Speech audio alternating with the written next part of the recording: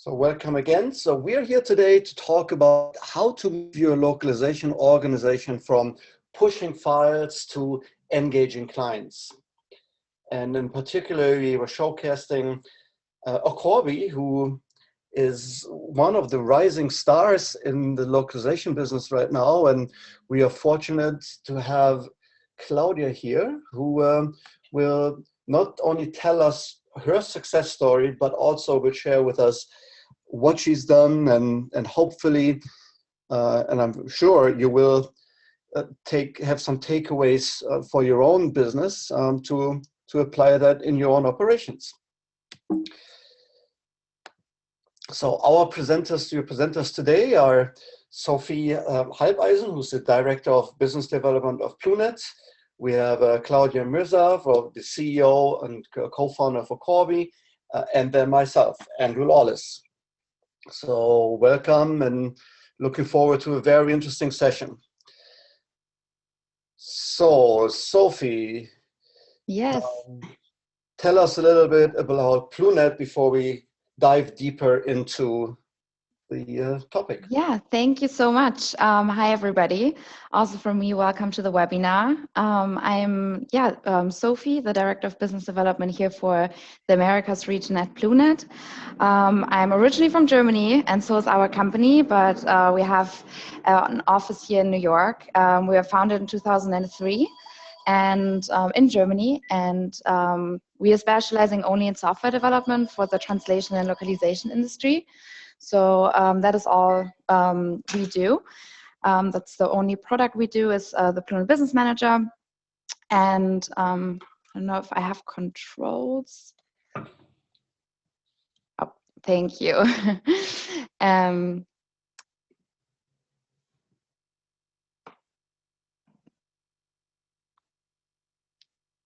So yeah, we have around 400 clients around the world.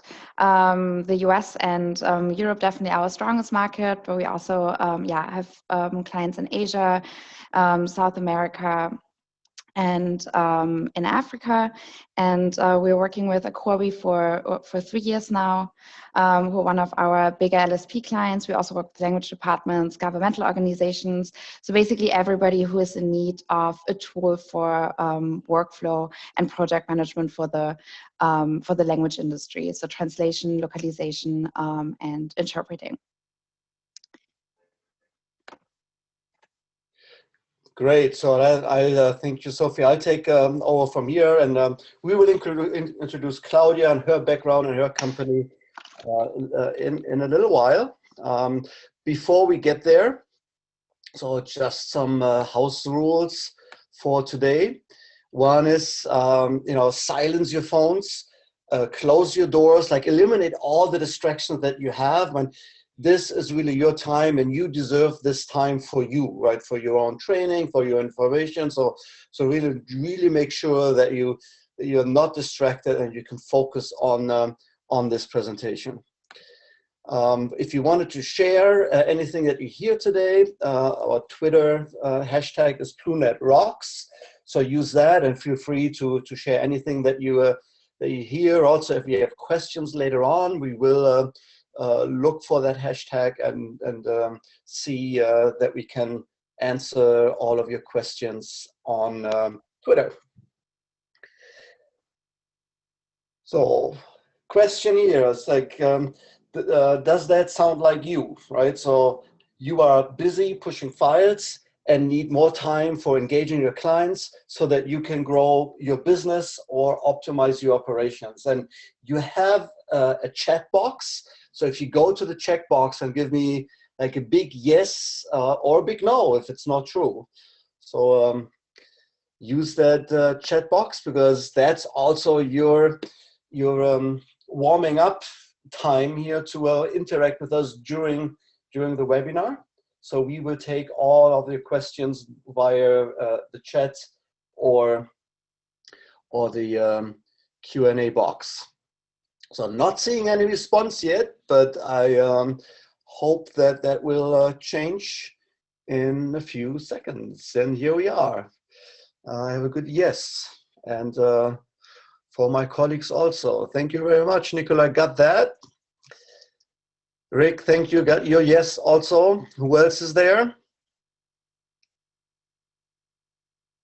Shannon, that's us. Great. So I'm glad that we're hitting the right message here, because otherwise you would be in the wrong webinar. But it seems like we are at the right place. So and the reason why this is so important, that getting away from pushing files and all this transactional, like manual transactions, is like Claudia actually put that very well here in the quotes, that no one makes money with traffic management and formatting, right? It costs a lot to the language services providers, so we as LSP, we still need to carry that cost, but at the end of the day, the client doesn't really appreciate it that much. And so the question is, how do we as services providers automate so that we can cut those costs, and also reduce the manual labor so that we can focus on what matters most. At the end of this presentation, you will learn how to design your own technology blueprint. So Claudia and Sophie will share with us what they have done, and what I've learned in almost 20 years of automating localization processes, that every single project is different and every set of requirements is different, but we will equip you at the end with a technology blueprint that will help you to map out your plans to automate. And stay tuned. So this blueprinting session can be a little bit overwhelming, especially when you do it for the first time. So at the end of this webinar, you will get information on how to get in touch with us, and Sophie and I will be happy to meet with you and guide you through like your free blueprinting session, which is typically an hour to an hour and a half conversation with some follow-up. And we, as my Team Lawless, charges about $500 for that exercise. So because you're joining us today, you will actually get that for free, but you've got to stay until the end.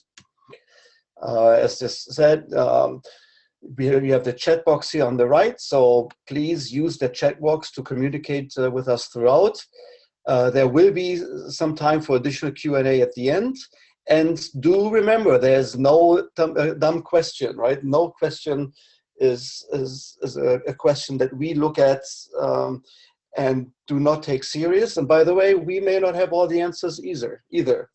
So here's one question already. Will you also be providing a recording of this to refer back to? Yes, we will.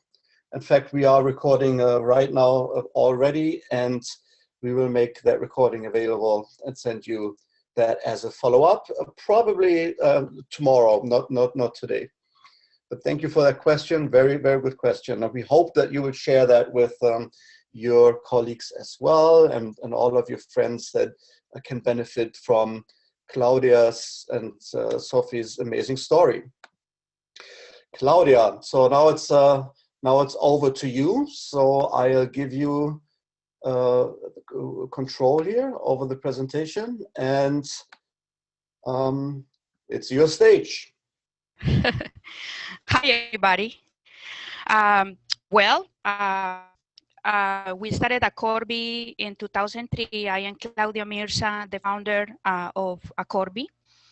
And for many years, Acorbi was stagnant, and we were not growing. As much as we worked, that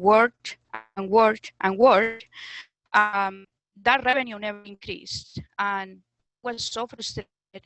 I had an Inc. magazine writer to even make a business case about why Acorbi was not growing, and they created a story online, and it was just also very frustrating because it still remains as an active story online about that we were not growing.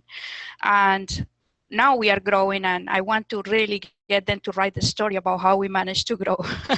But anyway, so I wanted to share with you some of the things that really enable us to grow, and part of that was technology infrastructure to support our team. But let me just tell you a little bit about myself. I am again, you see me spending most of my time in the business. The first picture that we have here is with our team members in Dallas, Texas. I am also very active in the entrepreneurial community. All these are women entrepreneurs. We are working very close with EY, supporting entrepreneurial women around the United States and the globe. I am also part of the Women's President Organization, which is a worldwide organization supporting women entrepreneurship. And this is my family. Whenever I am not working, you see me spending time with these two little guys as a mother. One of the facts about Corby, this year we were the second fastest LSP according to Inc. 5000. We were placed number 501. We also are the 12th fastest growing women-owned business in America. And we offer 5 services. We are one of the most diversified language companies. We provide interpretation, video remote interpretation, localization, business process outsourcing, multilingual staffing, call center, operations, and e-learning. Let me just move this to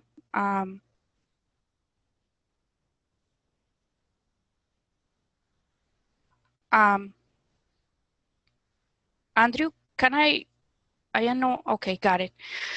The first major inefficiency prior to our partnership with BlueNet was that we were spending too much time and money developing our proprietary tools. We were developing our own TMS system. And I remember going to around the world, going to India, dealing with architects, hiring architects in the United States. And it was a significant amount of work and undertake from our organization to be able to support this type of effort and project. The number 2, we were unable to have a global view of the entire operation in our business for all the translations and projects that we were managing. And another one, this is the one that really bothered me the most. We were unable to maintain the proper billing and vendor records, which really impacted our client trust and lost profits. I remember one of my team members the other day, he mentioned, no one wants to fail. If we open a business, we don't want to fail. We don't want to fail our customers. We don't want to fail our employees. However, whenever you don't have a good system, there are going to be a lot of things in your infrastructure that are not going to work well. Therefore, you are going to end up failing your customers. And in many cases, we lost credibility and important customers just because we didn't have a good infrastructure to support them. So this part it was really the most frustrating part about running an LSP. So there was a moment of so much frustration that I remember Gala was in Istanbul. I just packed my bags. I left to Gala looking for solutions about what kind of technology infrastructure we could enable or implement so we could have the opportunity to improve our business, because most of the root cause analysis were pretty much related to systems.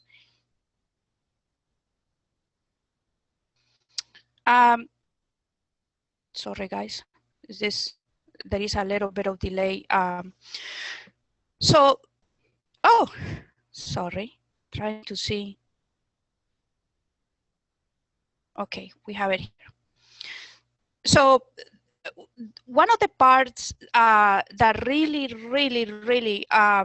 it was just we are an ISO certified business. We kept opening and opening corrective actions, we thought that we lost them. And then some of these corrective actions kept resurfacing and coming back to haunt us, and I didn't understand was really the reason. And then I started narrowing down that it was mainly some of these were mainly related to systems. It was not really about employees or willingness to do things right. So the first ROI booster that really helped us was to get organized, also with a reportable and functional vendor database.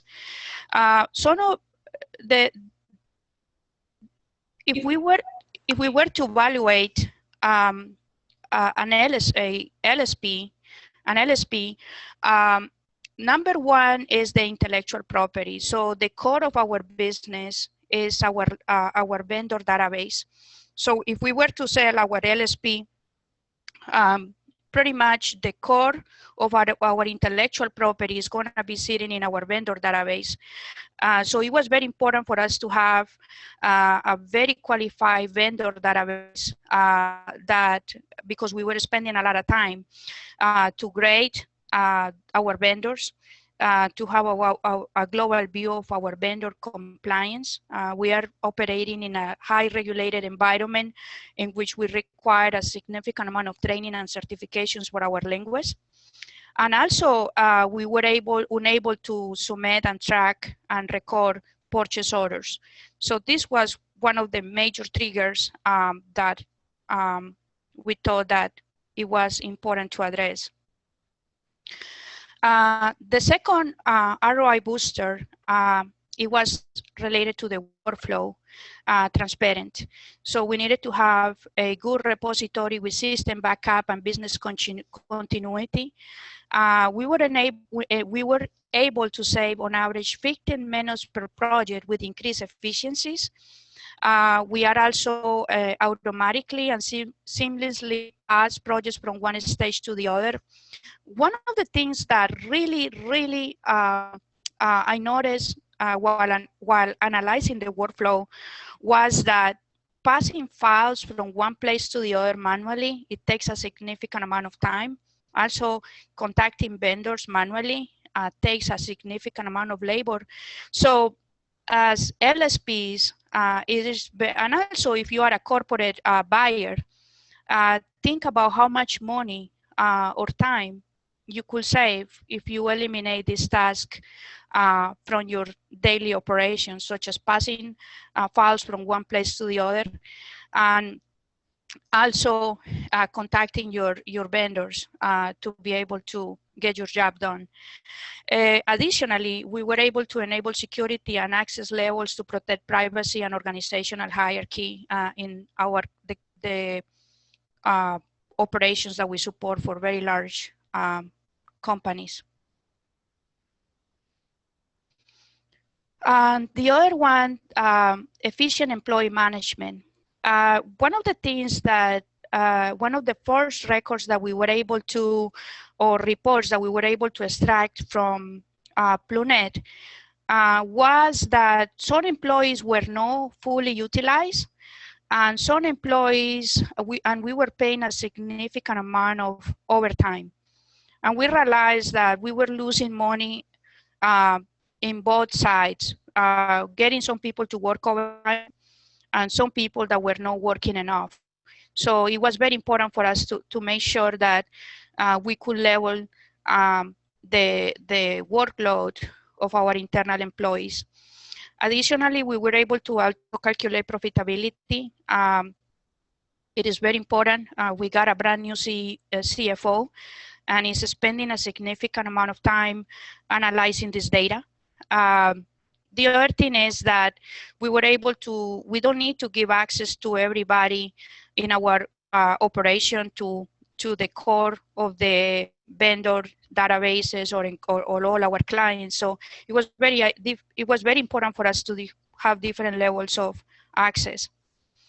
And the last, easily pass between projects between employees if somebody's out. So it's mainly about business continuity in case somebody is out of the office or somebody leaves the operation. It was very important for us to maintain that intellectual property. And the 4 ROI booster, we were able to have a centralized communication and reporting hub for clients. I work at the director and vice president level in our with our client base. And these directors and vice president level require heavily, or they require a significant amount of analytics that they have to provide to upper level. And it was crucial for them to have a very good reporting capability for them to be able to support their internal customers and to be able to provide reports of how much money we are saving. So it's very important for corporate to be able to have access to good data. Additionally, it was also very important for them due to budgetary items to be able to close the end of the month, to make sure that they don't have pending liabilities, that the end of the fiscal year is completely closed. So this part is critical to the corporate clients. And this is the very last slide for the ROI booster. So another thing that we were spending a lot of time, it was just moving from one place to the other, trying to find the different applications. With BlueNet, we are able to call all applications from one centralized location. We are able to automate project management and reporting. Workflow automation is something that we are working with Andrew to be able to help us increase the amount of automation that we can have in the workflow. I think it's a never-ending job. We are always going to be able to have process improvement and reductions in our workflow. And also, we are able to keep all the projects on track to be able to meet milestones and completion deadlines. And also, we are able to retain all our client and project history. So these are all the reasons how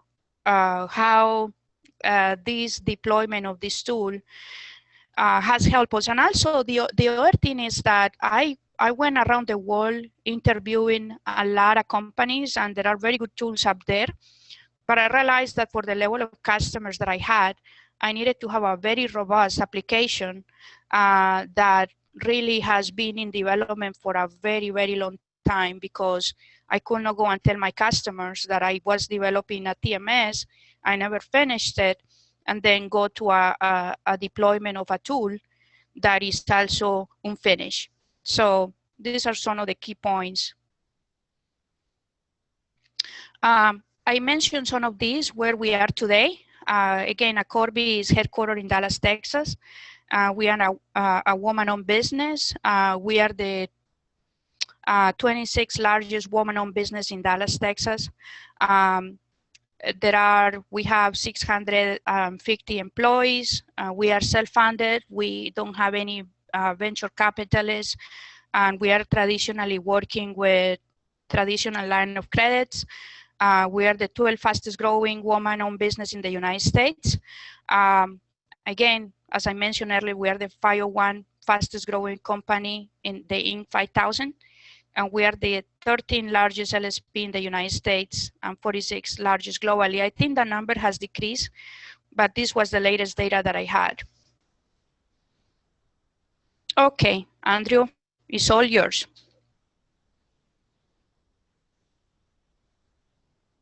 Okay, great. So my question then for you is, and now we're going back to the checkbox, the chat box rather. So on a scale from 1 to 10, how important is financial success to you and your business? So give me a 10 if it's really, really important, and give me a 1 if it's not so important. So this is your time now to go up into checkbox and let us know how to direct the rest of this presentation and give you more information. So I have a 10 here, I have a 10 from Martin, 10 from Shannon. Who else? Great, guys. So we're totally on spot here with Claudias Story. And we can all need more money, right? Especially in localization with more challenging work rates and more demanding clients. Anyone else here? So I'm watching I will be watching the, yeah, 10 out of 10 from Jean. Thank you very much for your feedback. So, and I just want to conclude, this part of Claudia's presentation with a quote from Estée Lauder, which is, and I think that is very, very true for Claudia as well. I never dreamed about success. I worked for it. And that's really what it is, right? It's those things don't come easy. And what you've seen from Claudia's story is we need to plan for it. We need to look at the pain points. And sometimes we do need that aha moment. And then really take that as an opportunity for growth. So Claudia, I totally commend you for your drive and initiative. And I know that you're not stopping there. And I think yesterday when we talked, you came out of another strategy session. So keep on doing the good work. We'll go back to Claudia's story in a moment. Now it's time for, we wanted to give you a little bit more insight of what happened on the technology side and workflow management side, and particularly how BlueNet supported that process. So Sophie, over to you. Thank you, Andrew. Yeah, I want to kind of give you an overview of the workflow, how it was before and after BlueNet, and how just reducing a lot of the administrative tasks and a lot of those time killers Claudia was talking about freed up time from management, but also from every other employee to be able to just concentrate on the strategy. So we really see ourselves as the tool in the background that just helps getting rid of those tasks. And it's really great to see a story like that and a development with BlueNet in place. But let's talk about the workflow before implementation and where all those inefficiencies occurred. So as everybody know, there are different ways of receiving a customer request, and of course we need a file as well. So document management, of course, is also a big part of the workflow in the translation and localization industry.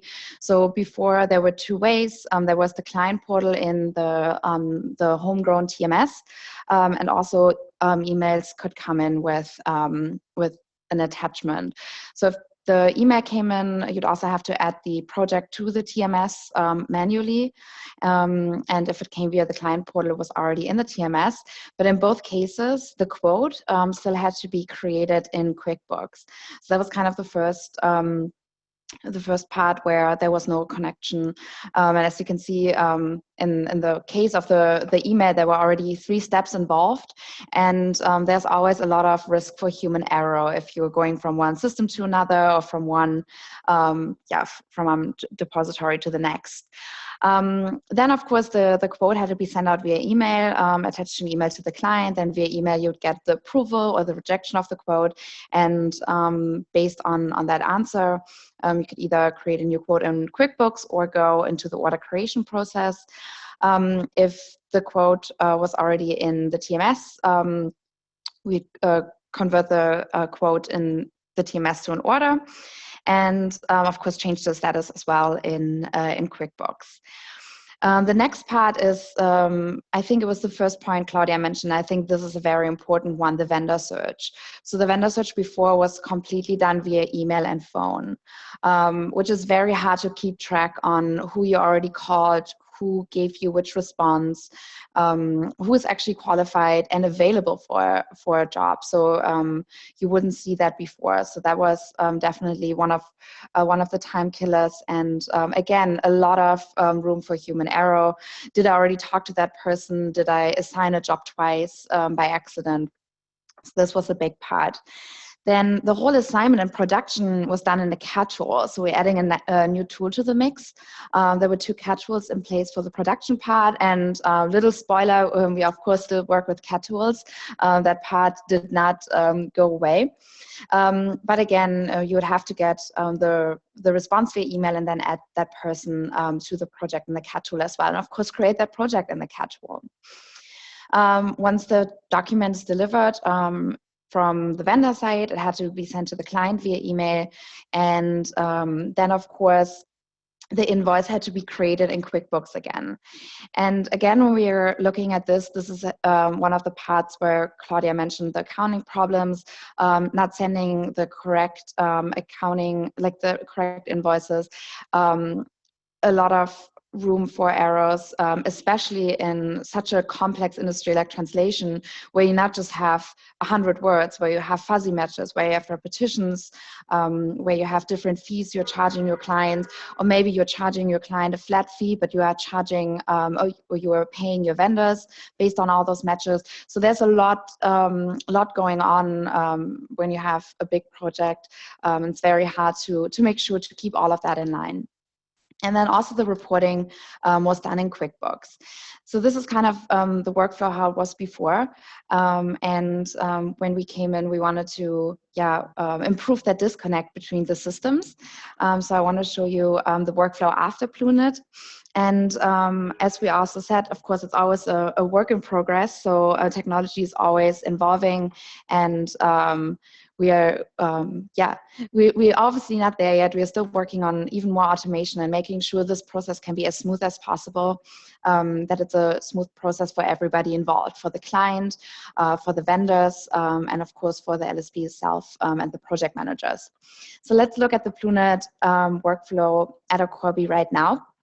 So the customer request usually comes in through the customer portal. We actually did a lot of development and changed our roadmap, especially for Corby, because a company like a Corby with a very broad spectrum of clients has a lot of different requirements that clients have. So we have a completely customized client portal where you can upload logos of the client, where you can change the color, add fields that the clients feel comfortable in that space, and actually go in and request the quotes or place the orders through the portal. Because again, if all the information is already in the system, the risk of human error is not as high, and you get all the information in the right place. However, just we have to be real. There will always be clients that won't use the portal. That of course is still happening, but then you can just create the order or the quote in BlueNet. The quote creation, this is where a lot changed. So the quote creation in BlueNet is done in BlueNet, not in Quickbooks anymore. And BlueNet has what we call the CAT Manager standard, which reads analysis log files of all the CAT tools out there. And we also have a dynamic integration that automatically pushes the source file that the client or you have uploaded in a project to the CAT tool, runs the pre-translation, runs the analysis, and pushes back the information to automatically create a pricing based on the prices you have for that client, the prices you have for that service. So the system automatically creates those quotes. They can, of course, always be edited as well based on the project. And there will be another point we're talking later, working on bigger projects for larger clients. Those things can come in very handy when you have a lot of documents and you quickly have to make a price estimation. So also the workflow creation and vendor search is completely done in BlueNet. So you can create any workflow in BlueNet and then assign vendors. You have the vendor search in BlueNet. You see their availabilities. You see if you have assigned them to a different project. You have all of their skills in BlueNet, so you can create completely customized skills search filters for their skills or training, as Claudia mentioned. So if you have a very specific training, you can create a property and tag your vendors with a value if they have attended that training, for example. So you can find your vendors. And the great thing is the vendors can go into the vendor portal in BlueNet to get the files, or with the dynamic CAT tool integration, the system can automatically also create the workflow in Memoq, which is the tool currently used for the workflow. And so you don't have to have redundant steps. So BlueNet will automatically create the workflow in BlueNet as well, in Memoq as well. All the vendors are mapped. So the vendors can go in Memoq, work, deliver, and the system would also deliver that in BlueNet with the callback function. So this is the dynamic CAT tool integration with Memoq. So the CAT tool integration comes in handy for the quote creation, totally vendor facing, and also, of course, totally client facing, and then also on the vendor side for calculating the vendor cost. The system does all of that automatically, and then of course assigning those vendors and finding them. If you have internal approval steps that are outside of Memoq, for example, subject matter expert, everything can also be done in BlueNet. You can also assign internal people in BlueNet. The delivery to client, in an ideal case, can also be done via the client portal, which would be the most secure way and of course the easiest way. The client receives an email. You can also attach the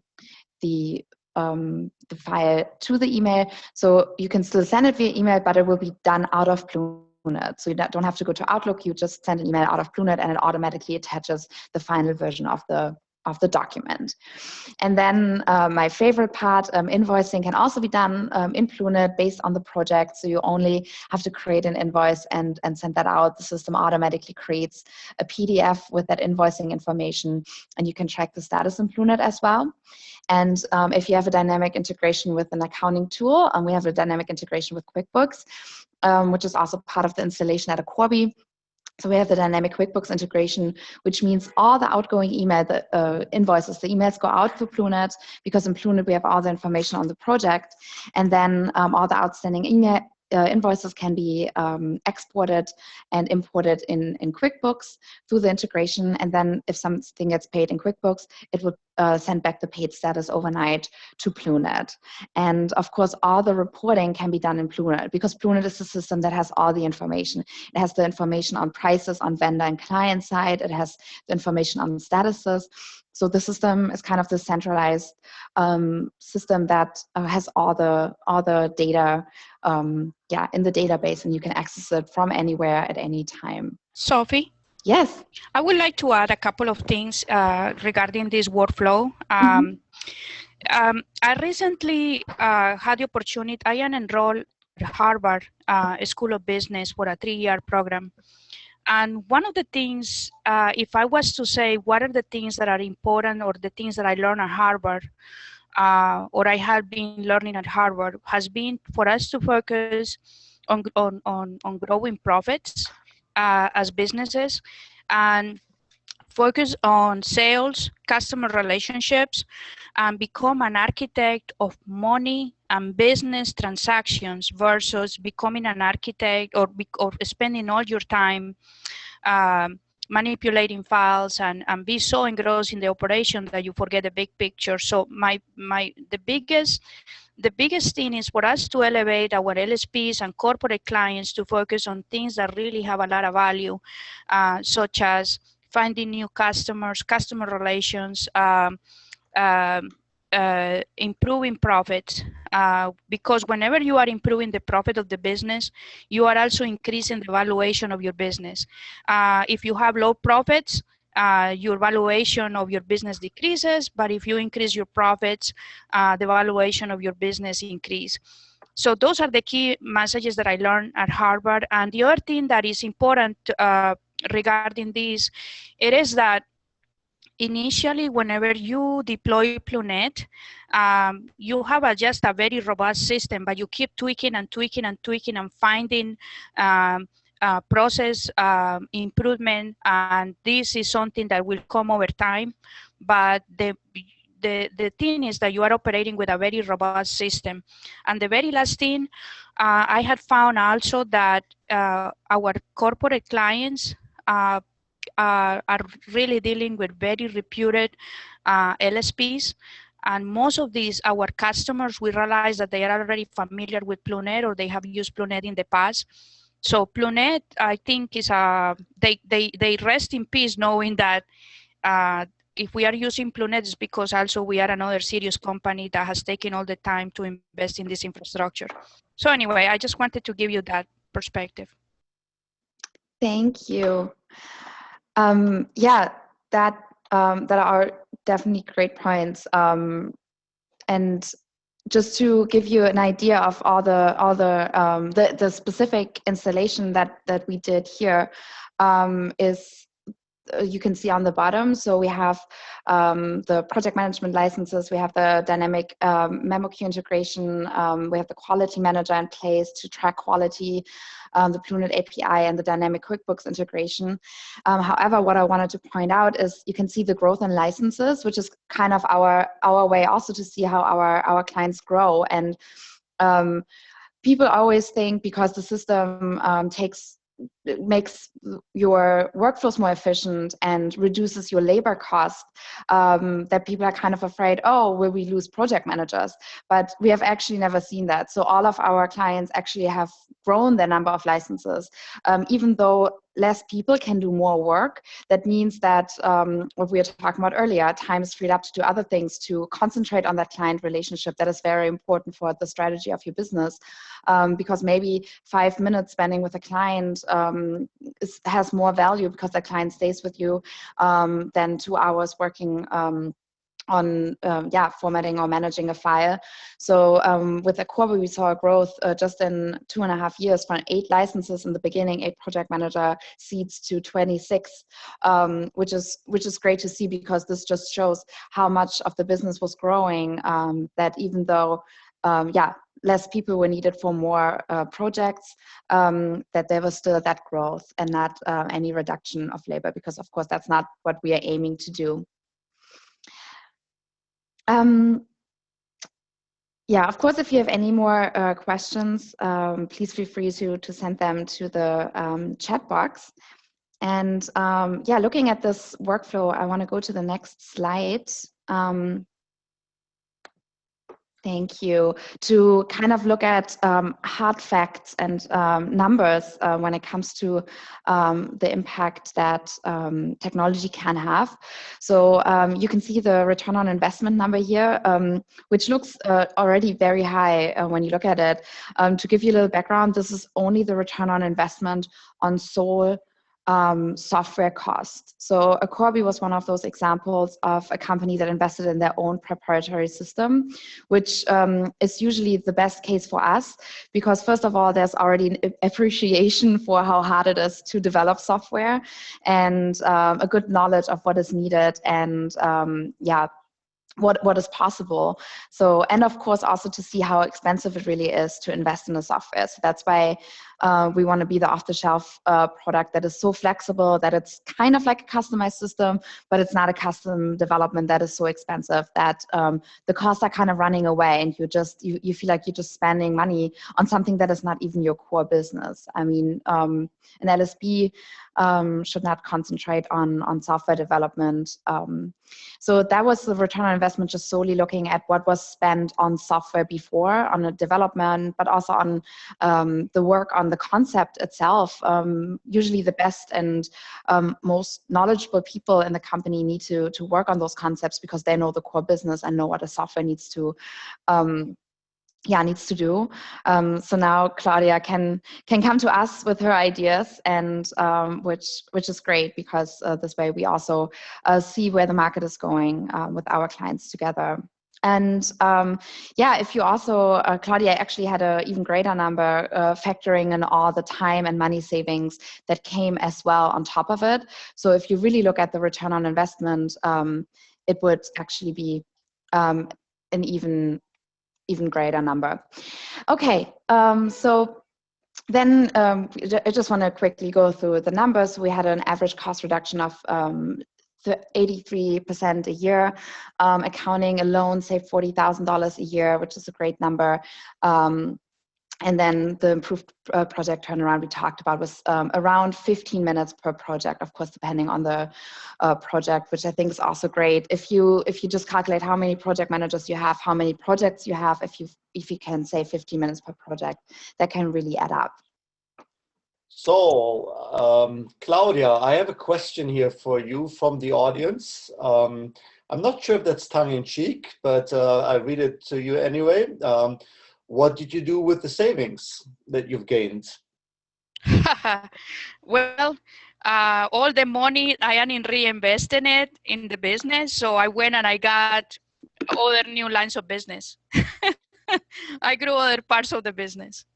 That since you are like I run my business, you run it cash flow positive and without external funding, that's where the money goes, right? So, Yes, it's very difficult. And guys, I cannot emphasize on the importance of profits.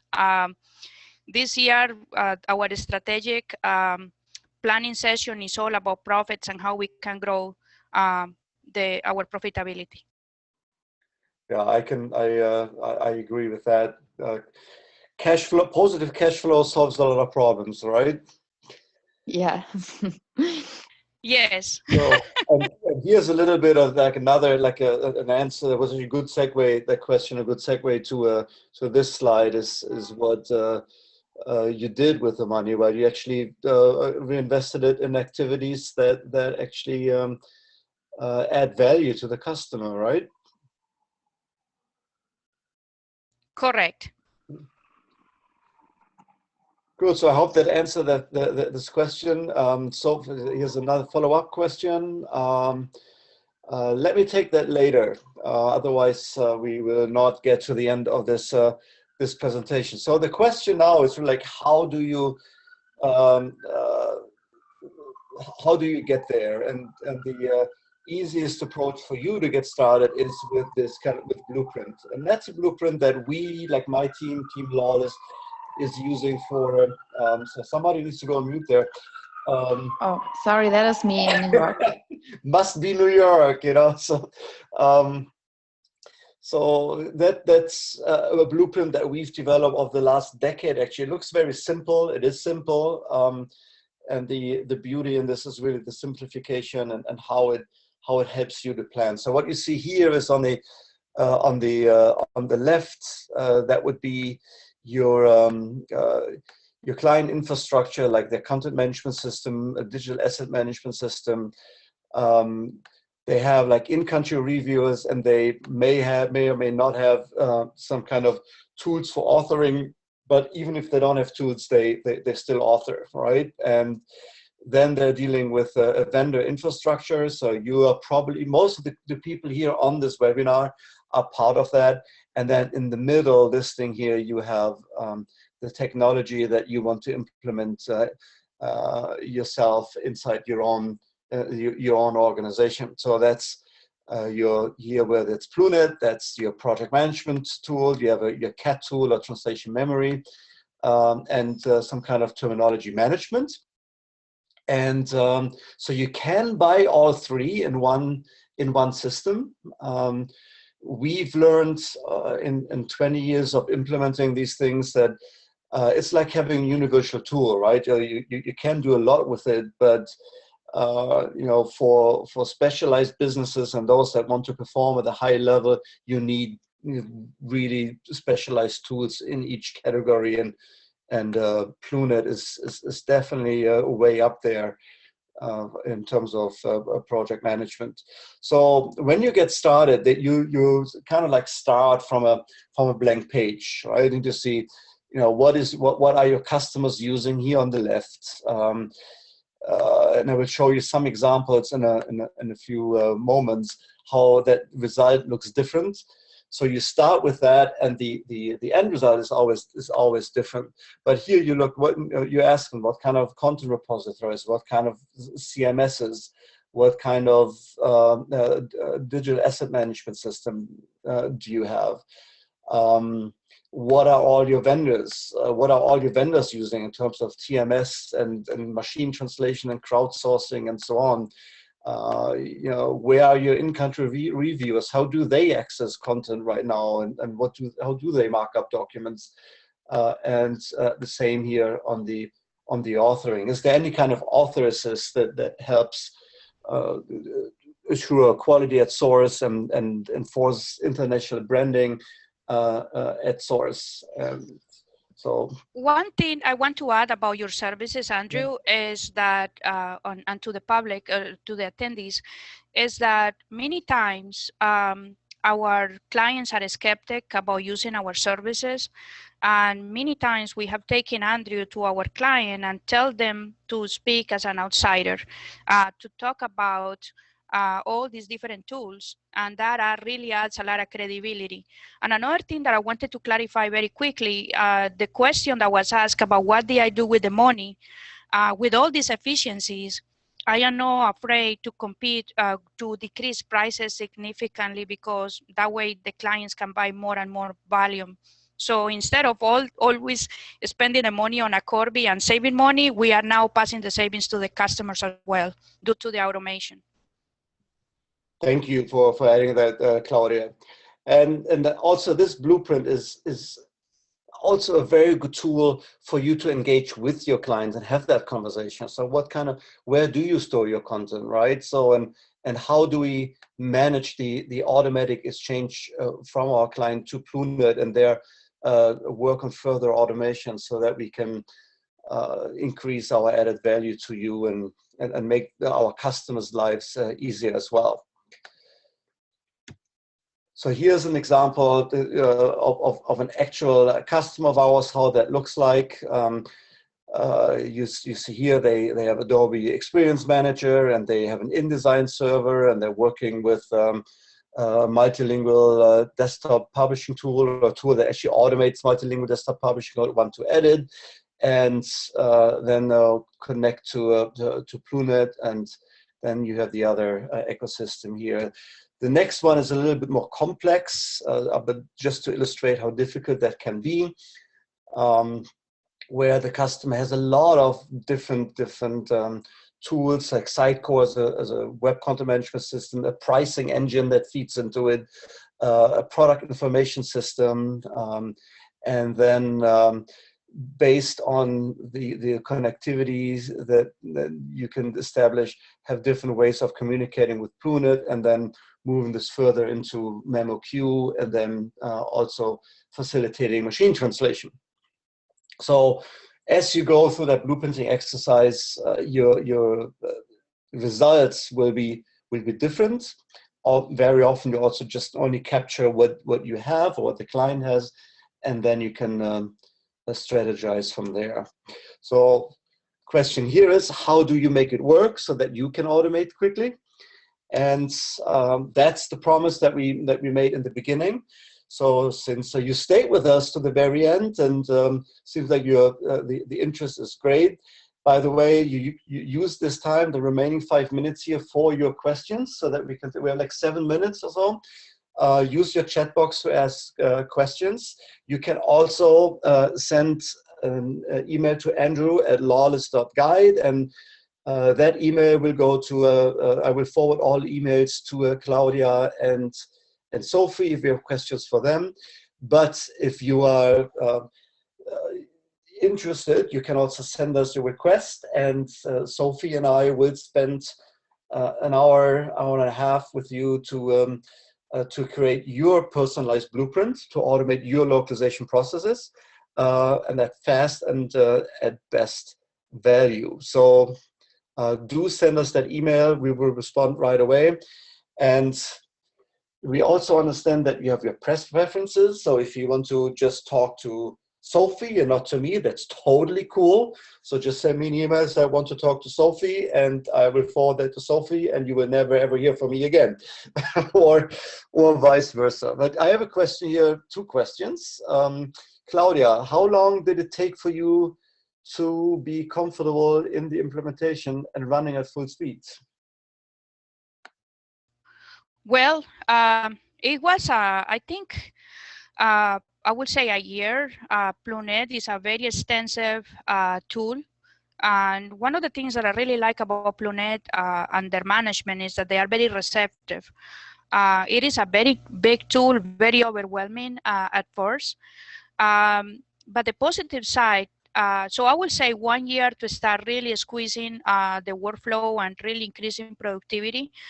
But we saw immediate returns, such as the customer reporting that increased customer satisfaction. But also it has allowed us to create a production plan, like a serial production plan, in which we get juniors to start working faster, and then more advanced project managers to do more elaborate work. Yeah, but 1 year. to be able to see a decline in the level of in the curve, learning curve. There's a question from Nicola. How many of Okobi's employees are project management staff versus linguists or other functions? As you can see, we have 23 licenses. I personally don't, they had floating licenses, so I don't use the license myself. Whenever I need it, I ask somebody, I need to get in, but 23 floating licenses, 20 or 26, Sophie has the latest number. 26, yeah. So also just wanted to mention here with the blueprint session, and that's a little bit to Shannon's question also, is what may happen on your customer side, that they call you and they want to push you for automation. And we've, like Claudia and I, we had this one case where a customer placed that request to Okobi, and then together we guided them through the blueprint, and it took them really like an hour to get total clarity of what they needed to do, and because of that guidance, that project actually went to Okobi. So, and those are the things that you can do when you have time for, when you have automated. So Claudia, was there ever a time when you were not sure that you're doing the right thing, and you were like, maybe I should pull the plug? No, I have never been. The part that really came to for me myself pulling the plug was whenever I had to run to Istanbul looking for technology providers. That's where I was at a melting point, that my technology, my TMS was not working to sustain my customers. BlueNet is so robust that I haven't seen the limits of BlueNet yet. So no, I'm extremely happy. And the more and more, this is like the wine. It gets better with time. Yeah, I also kind of want to comment on the question in regards to how long it takes. I really like this very realistic outlook of saying, it took us actually a year to be comfortable.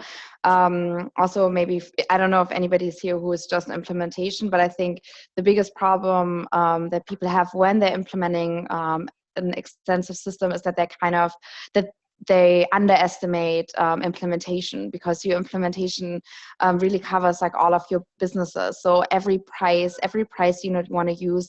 So I think that's also important, that you give yourself the time to implement and improve your workflows. It's not just adding a technology, plugging in a new software. It's really changing how your business works. And yeah, that's what we are seeing, that it is a tough time. In the beginning, it's a lot of work. Everybody's busy, but you will definitely see the reward after time. And I think if you're going in knowing that, that is very helpful.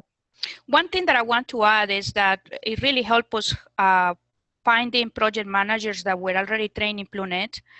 That because they became brand ambassadors within the company.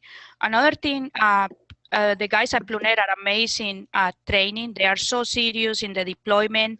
They are German, so they are everything into discipline, and it's beautiful to know that they are very disciplined whenever it comes to deployment. I was very pleased with the implementation. Thank you. So we are at the top of the hour. I just have one last comment here from Milena, I think. So I said I used BlueNet, and I confirm it took us a year to get to know it, but we did not push it as far as so hard as Claudia. So I think, Claudia, that's congratulations to you for that hard work and commending it. Yeah, so I hope that Claudia's story and also Sophie's hard work and support of making that story happen was inspiration for all of you. And again, if you have any questions, please feel free to contact us at any time, and we'll be happy to hear from you. So that said, make it a great rest of the weekend. And as we say at Team Lawless, work hard, be nice. Thank you, guys. Thank you so much. Thank you, all of you. Thank you.